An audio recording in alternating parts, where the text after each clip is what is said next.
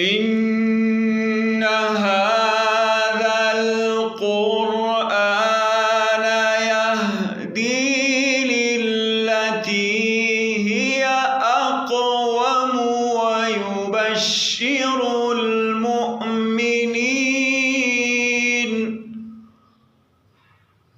ويبشر المؤمنين الذين يعملون الصالحات أن لهم أجرا كبيرا وأن